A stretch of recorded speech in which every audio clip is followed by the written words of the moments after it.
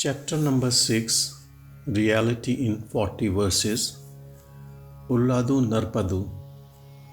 Once Bhagavan composed 20 Tamil stanzas containing his important teachings. They were not written in any particular order to form a poem. Sri Ramana therefore suggested that Bhagavan should write 20 stanzas more to make the conventional 40.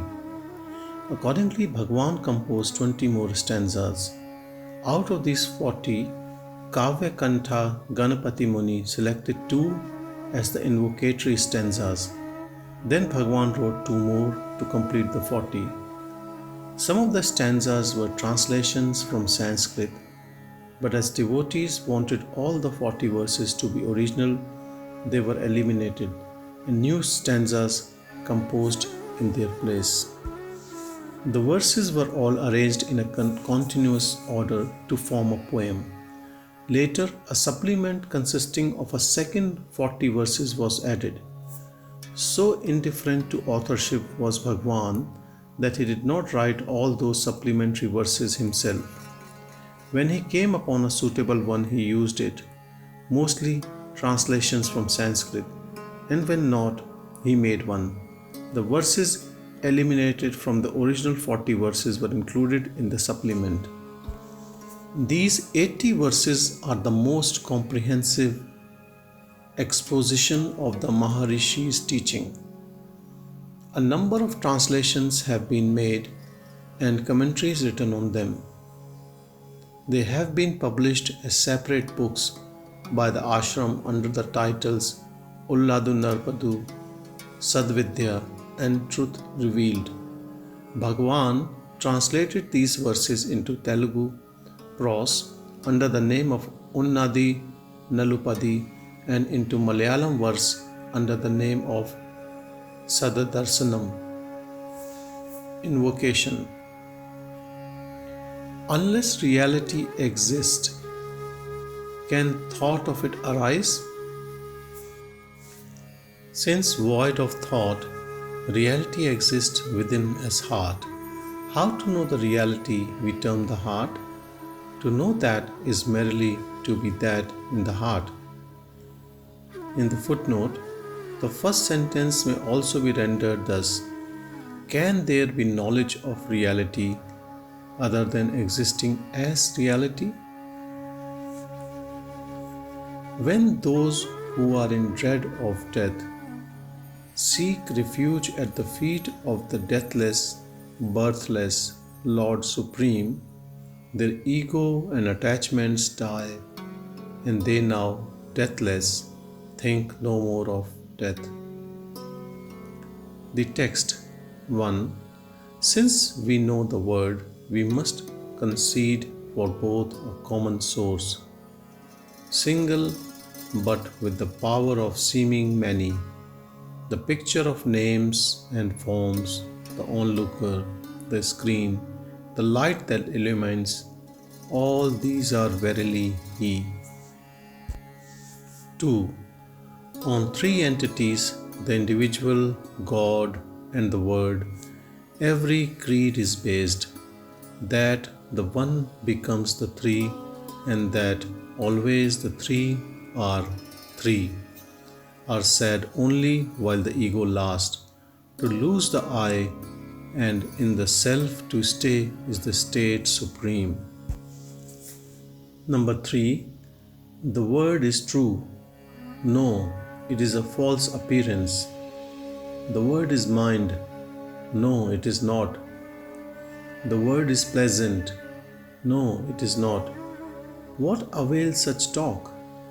To leave the word alone and know the self, to go beyond all thought of 1 and 2, this egoless condition is the common goal of all.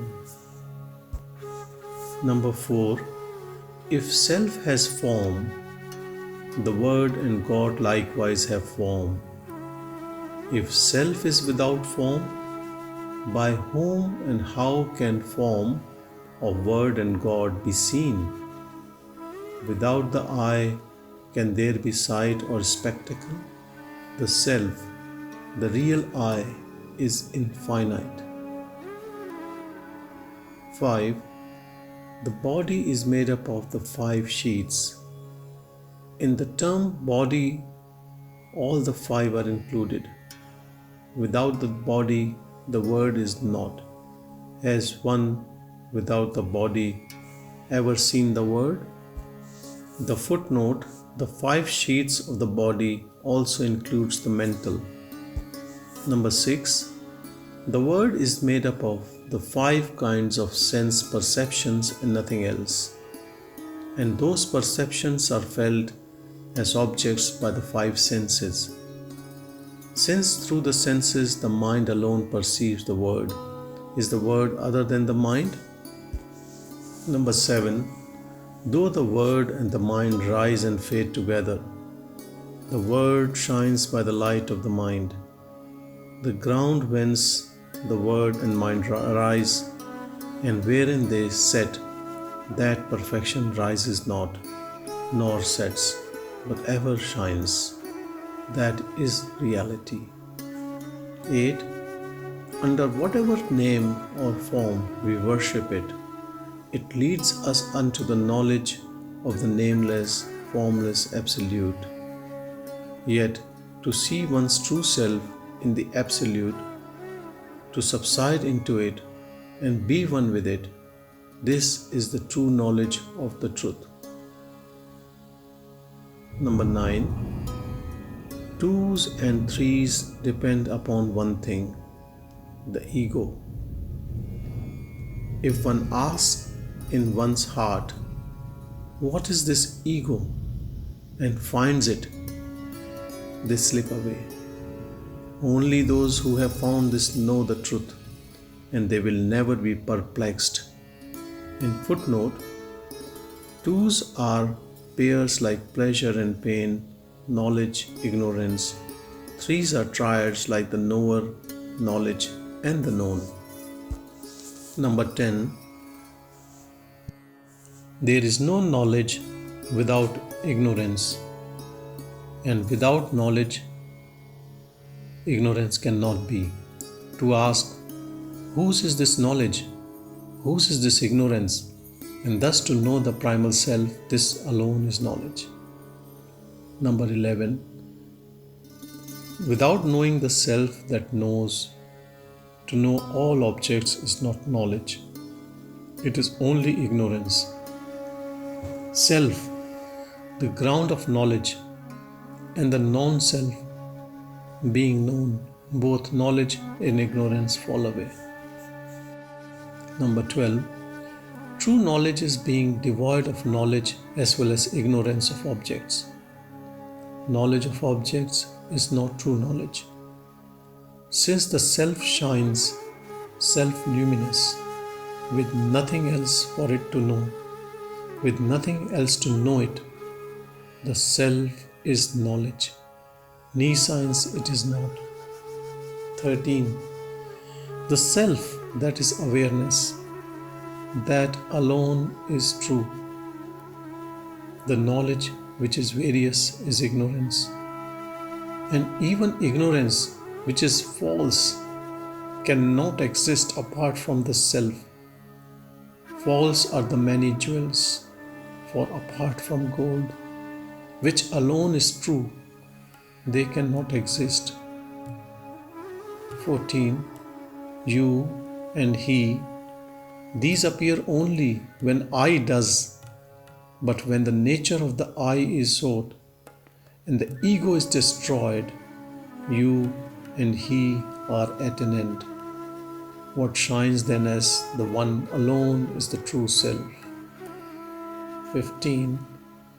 Past and future are dependent on the present. The past was present in its time, and the future will be present too. Ever present is the present. To seek to know the future and the past without knowing the truth of time today is to try to count without the number 1. 16. Without us there is no time nor space. If we are only bodies, we are caught up in time and space. But are we bodies? Now, then, and always, here, now, and everywhere. We are the same. We exist, timeless and spaceless. We. 17. To those who do not know the self, and to those who do, the body is the I. But to those who do not know the self, the I is bounded by the body, while to those who within the body know the self, the I shines boundless. Such is the difference between them. 18. To those who do not know, and to those who do, the word is real. But to those who do not know, reality is bounded by the word. While to those who know, reality shines formless as the ground of the word. Such is the difference between them. 19. The debate. Does free will prevail or fate? Is only for those who do not know the truth of both.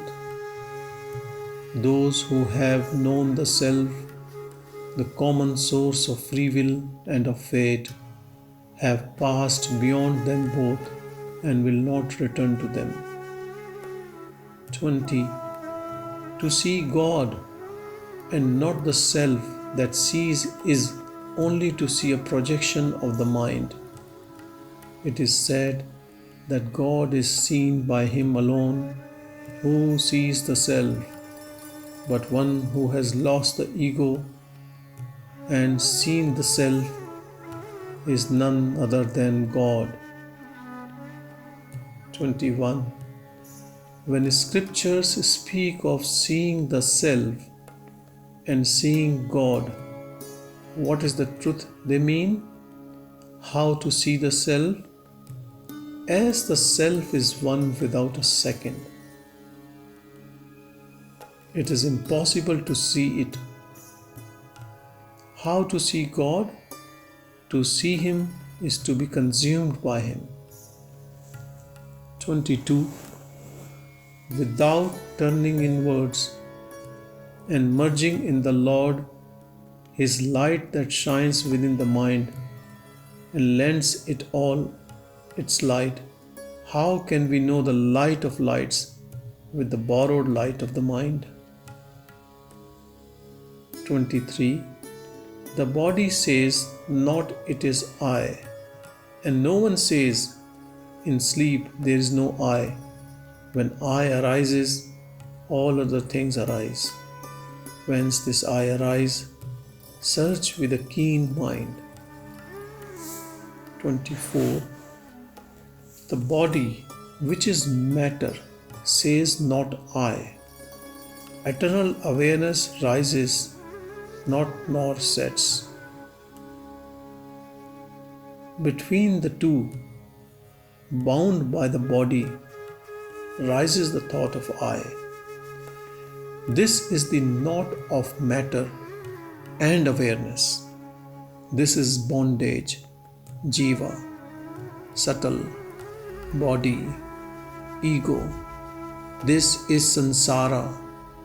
This is the mind. 25. Holding a form it rises, holding a form it stays, holding and feeding on a form it thrives, leaving one form it takes hold of another. When sought, it takes to flight. Such is the ego ghost with no form of its own.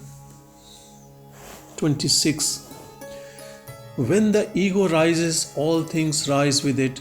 When the ego is not, there is nothing else. Since the ego thus is everything to question. What is this thing? Is the extinction of all things. 27. That we are when I has not arisen. Without searching whence the I arises, how to attain the self-extinction where no I arises. Without attaining self-extinction, how to stay in one's true state, where the self is that. 28. Controlling speech and breath, and diving deep within oneself, like one who, to find a thing that has fallen into water, dives deep down. One must seek out the source whence the aspiring ego springs. 29.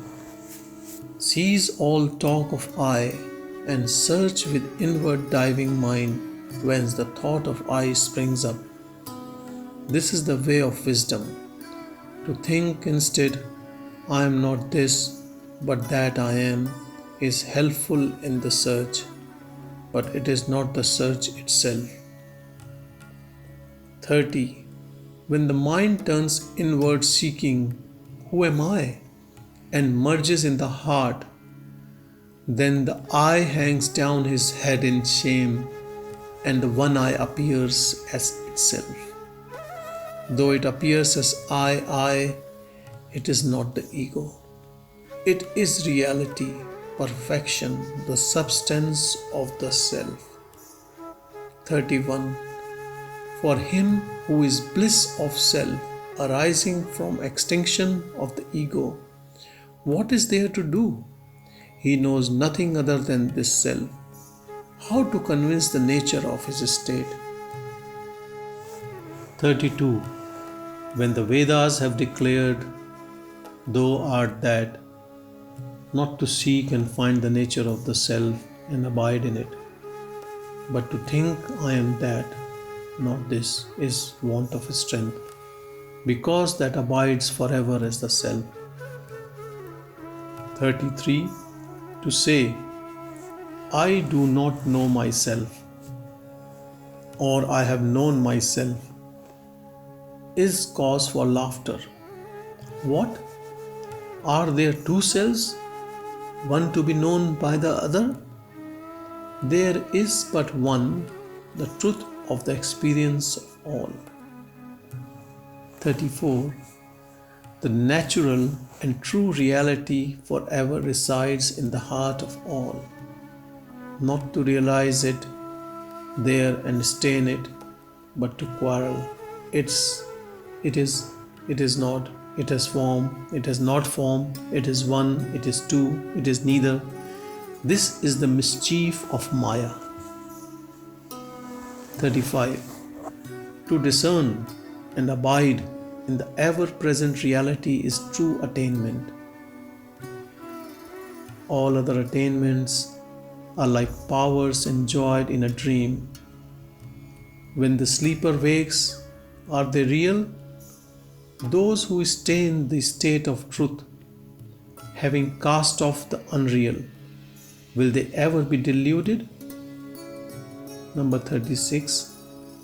If we think we are the body, then to tell ourselves, no, I am that, is helpful to abide as that. Yet, since ever we abide as that, why should we always think I am that? Does one ever think I am a man? 37. During the search, duality, on attainment unity, this doctrine too is false. When eagerly he sought himself, and later when he found himself, the 10th man in the story was the 10th man and none else. This is what 10 men crossed a stream and wanted to make sure they were all safe. In counting, each one left himself out and found only 9. A passerby gave each a blow and made them count the 10 blows. 38. If we are the doers of deeds, we should reap the fruits they yield. But when we question, who am I, the doer of this deed, and realize the self, the sense of agency is lost, and the 3 karmas slip away, and eternal is this liberation. 39. Thoughts of bondage and of freedom last only as long as one feels I am bound. When one inquires of oneself, who am I, the bound one, the self eternal, ever free remains. The thought of bondage goes, and with it goes the thought of freedom too. 40. If asked, which of these three is final liberation? With form, without form, or with and without form? I say, liberation is the extinction of the ego which inquires, with form, without form, or with and without form. Translated by Professor K. Swaminathan.